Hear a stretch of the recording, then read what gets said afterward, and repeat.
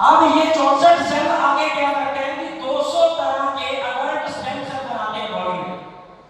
जैसे हमारी बॉडी के अंदर 206 हड्डियां होती हैं, बोन्स होती हैं, उसी तरीके से हमारी बॉडी के अंदर 200 तरह के अडल्ट स्टेम सेल होते हैं।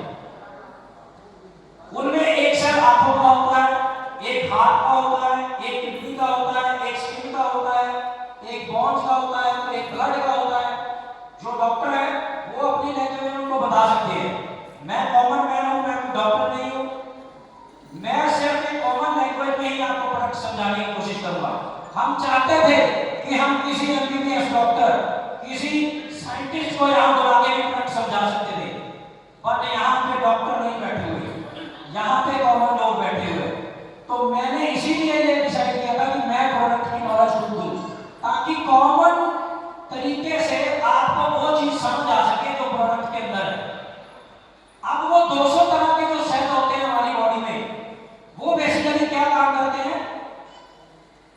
वो काम करते हैं कि जो हार्ट का सेल होता है, जितने भी हार्ट के सेल अंदर रहते हैं, जिनकी डेली एक्टिविटीज होती है हमारी बॉडी की, जितने सेल बढ़ते हैं उतने ही सेल टूटते भी रहते हैं।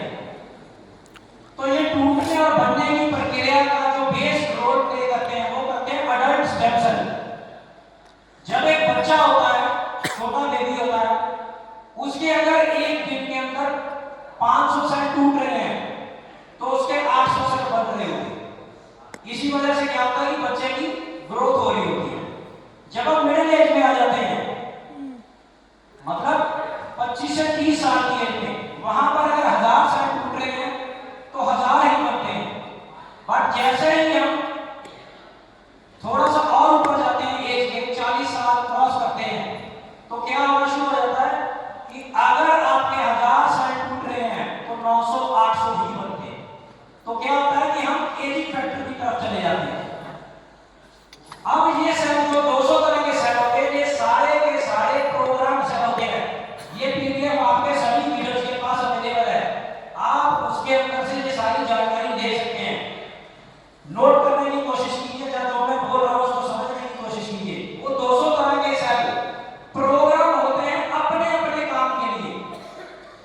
हार्ट का सेल सिर्फ हार्ट के ही नए सेल बना सकता है, किडनी का सेल किडनी के ही नए सेल बना सकता है, स्किन वाला स्किन के ही बना सकता है।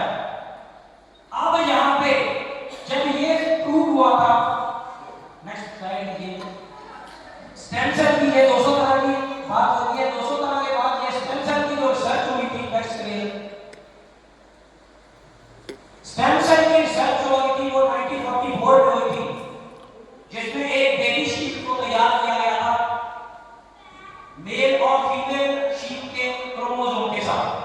बट उसमें एक दिक्कत आई थी कि बेबी रेडी हुआ था, वो शीप जो रेडी हुई थी उसके अंदर ब्रेन नहीं था, क्योंकि जब मां और बच्चे के साथ जो नाड़ा जुड़ा होता है, जब उसको काट लिया जाता है तो वो सारे के सारे सेल होते हैं वो डीमोरलाइज हो जाते हैं। डीमोरलाइज मतलब कि वो एक्स्ट्रा एक्टिविटी नहीं कर सकते, वो जितना उनके पास काम है उतना ही एक्टिविटी कर सकते हैं।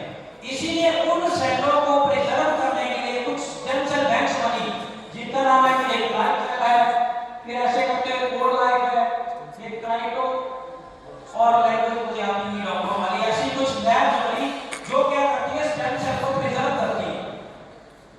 अब जब भी कोई न्यू बॉर्न बेबी होता है तो पेरेंट्स को ये एडवाइस किया जाता है कि आप बेबी का स्टेम सेल को प्रिजर्व करवा सकते हैं। उसमें उसकी कॉस्ट लगती है 1.5 लाख से लेकर 50 लाख तक।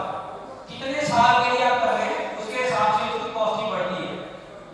यहाँ पर एक दिक्कत ये रहती है कि ये सेल जो है बेबी का स्टेम सेल, वो बेबी के ऊपर 100% काम करेगा, उसके बाद